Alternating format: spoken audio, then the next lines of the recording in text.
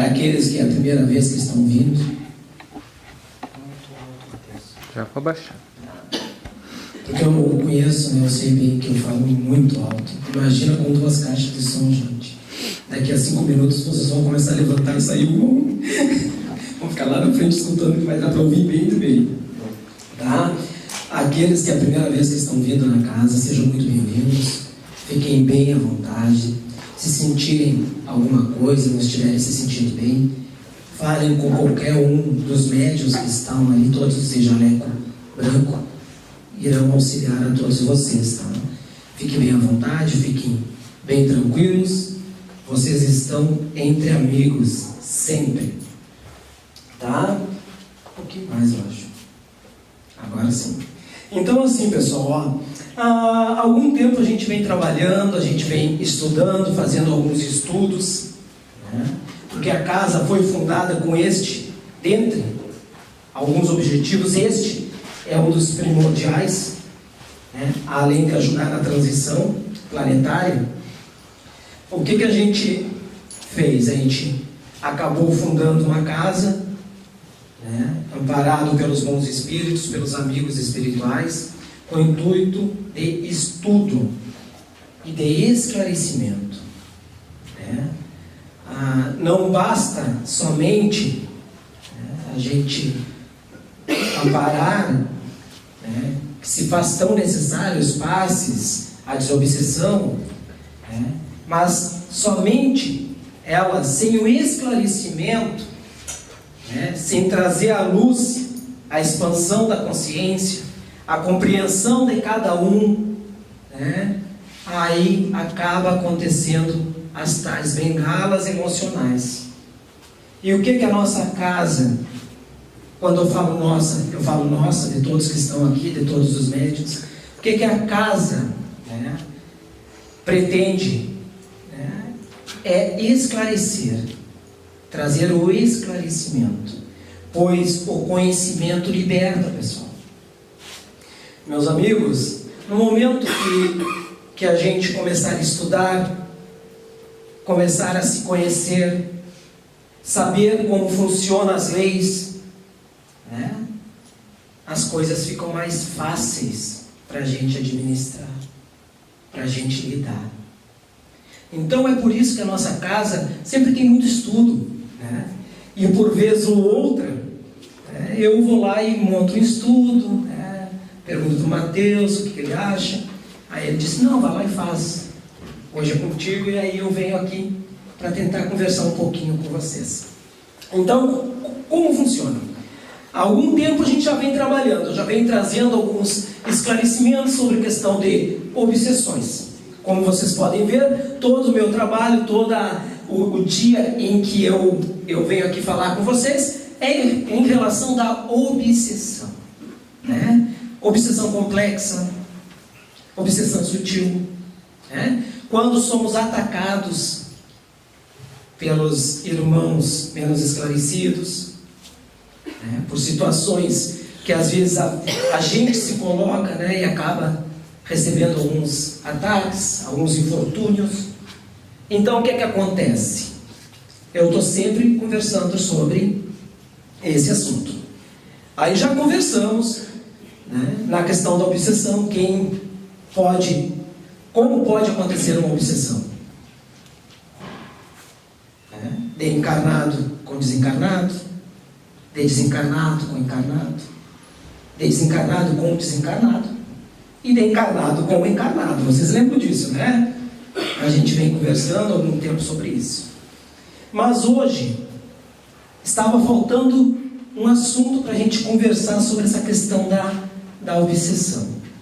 Eu já estava juntando algum material, já estava preparando algumas coisas para que a gente pudesse conversar sobre mais esse assunto. Tá? Então o nosso assunto de hoje vai ser autoobsessão, um fruto do hábito. Hoje nós vamos conversar sobre a nossa responsabilidade. Já conversamos bastante sobre as obsessões, como eu já tinha dito, né? Nos atacam, aí tem que fazer desobsessão, quando a gente sofre, coisa e tal. Mas hoje nós vamos conversar sobre aquilo que nós somos responsáveis, aquilo que nós somos capazes de fazer com a gente mesmo. Então, a gente vai conversando. Se alguém tiver alguma dúvida, pode levantar a mão, tá? Não tem paletas, porque eu não faço as perguntas, né, gente? Mas vai ser bem interessante. Então, o que acontece? Nós vamos começar com um capítulo que tem lá no livro dos Médiuns, e diz assim: mas é necessário evitar atribuir à ação direta dos espíritos todas as nossas contrariedades, que em geral são consequências da nossa própria incúria ou imprevidência. Livro dos Médiuns, parte 2, capítulo 23, página 208, item 253. Coloquei bem certinho o endereço lá, tá? Para que quando forem procurar, procure, está bem certinho aqui. Então a gente vai começar, porque já está escrito lá, né? Já foi orientado, que nós não devemos, tá, atribuir todos os nossos problemas, todas as nossas insatisfações, todas as nossas tristezas aos irmãos desencarnados.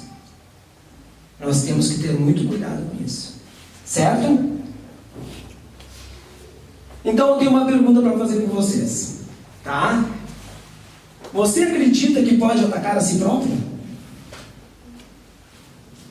Vocês acreditam nisso? Sim. Agora sim, estou gostando. Já estão participativos, né? Vocês acreditam nisso, pessoal? Que nós somos capazes de nos atacar a nós mesmos? Mesmo que inconsciente? Acreditam? Pois é. E isso acontece. Olha a carinha do bebezinho ali. Como assim? É assim mesmo. Acontece. Tá? Então, o que é a auto-obsessão? A influência obsessiva da alma sobre si mesma denomina-se auto-obsessão. A criatura passa a ser a opressora de si mesmo, tá? De si própria. Há um verdadeiro campo de batalha em seu mundo interior, provocando alterações de comportamento. Aí eu coloquei aqui em vermelhinho para a gente falar sobre isso: físico, emocional e mental. Então, o que isso aqui quer dizer?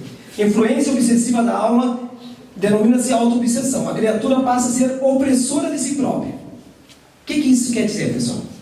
Que a pessoa começa a se cobrar ela mesma. Ela começa a brigar com ela mesma, com as insatisfações dela, com aquilo que ela não alcança, com aquilo que ela não consegue ter, com aquilo que ela vê o outro ter e ela não consegue. Aí ela começa a se cobrar, começa a se machucar ela mesma. Então aí não tem ação alguma externa, é interna. Ela própria está gerando. O que ela está gerando? A realidade dela. O que ela está fazendo?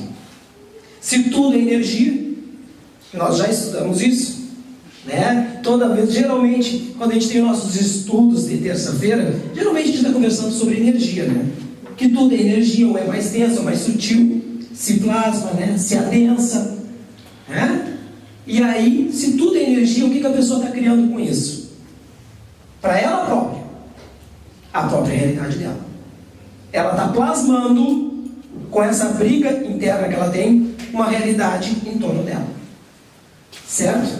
Aí o que acontece? Alteração de comportamento físico, adoece o físico.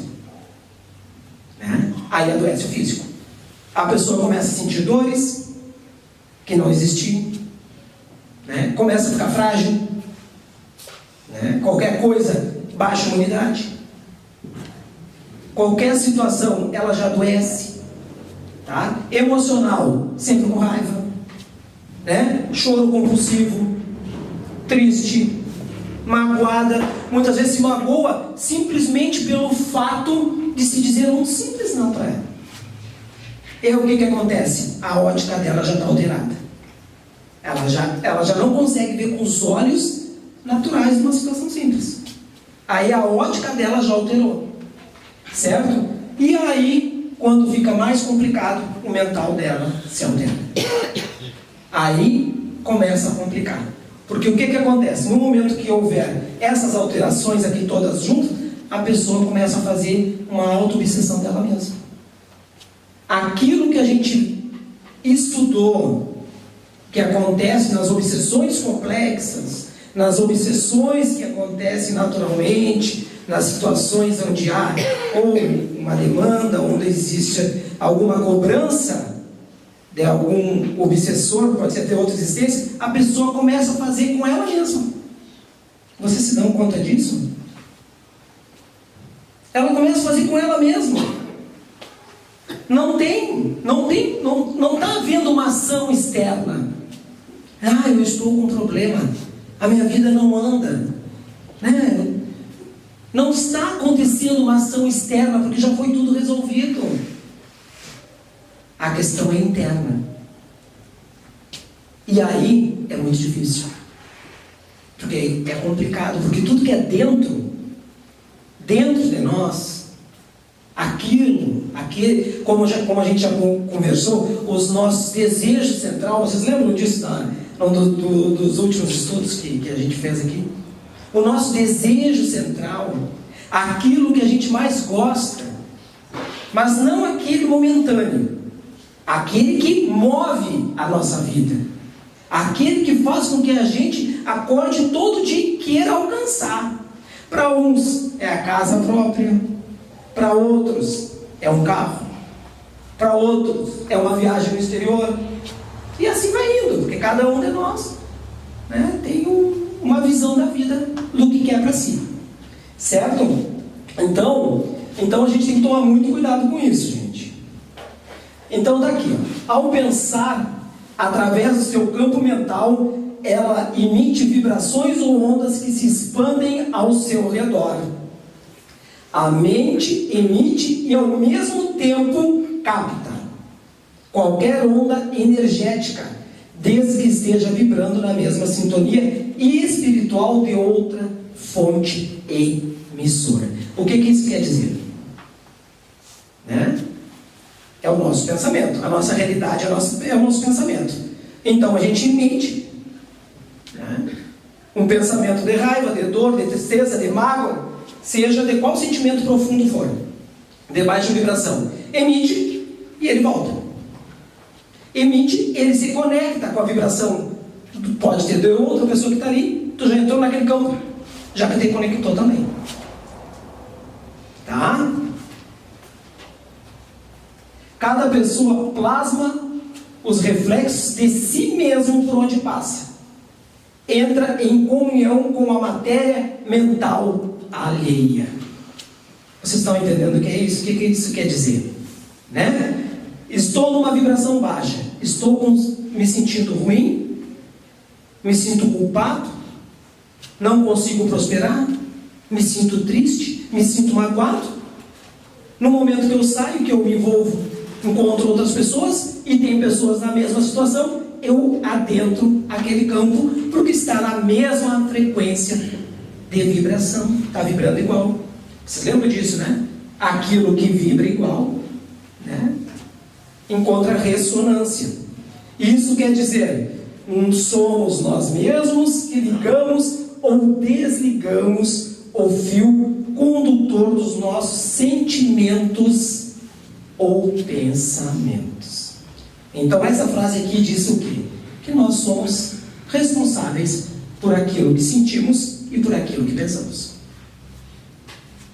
Certo? Alguma dúvida, gente? Sim. Naquela lista anterior, poderia se incluir também a autopunição, né?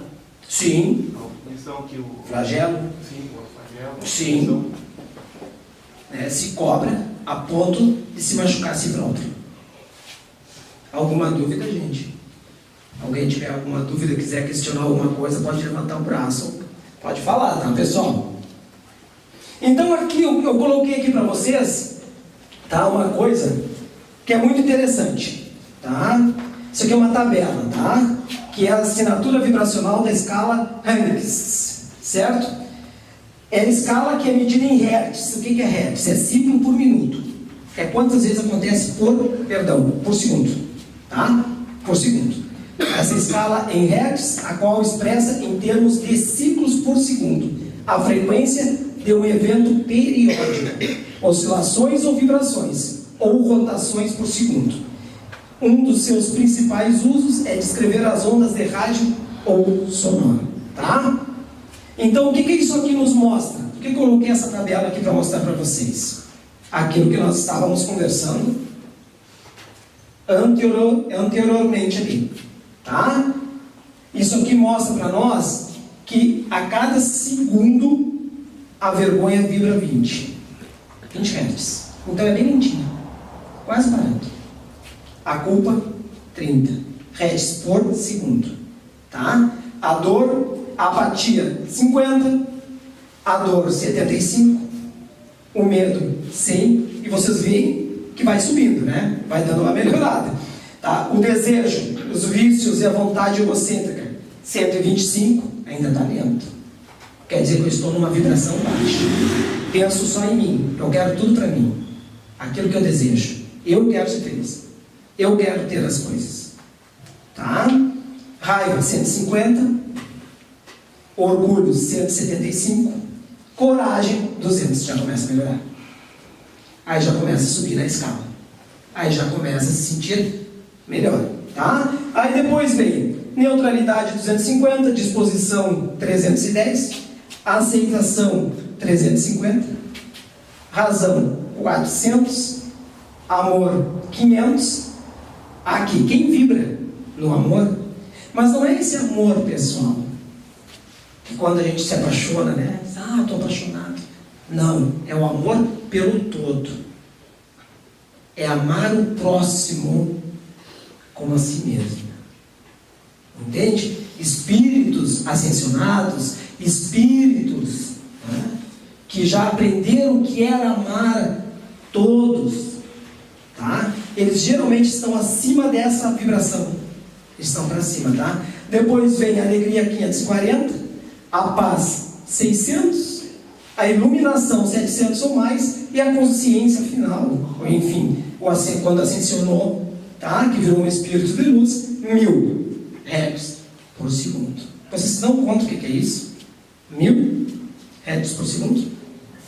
A rapidez que vibra, né? No que começou a vibrar no amor, já está muito bem colocado em questão de moral. Já aprendeu o que é amar. Já sabe o que é amar.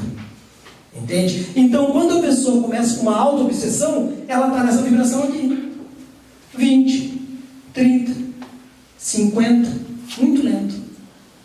Né? É como a gente diz para vocês, que muitas vezes a gente conversa sobre a questão, né, das obsessões. A obsessão só acontece onde encontra... Perdão? Sim, ressonância. Onde encontra a mesma sincronia.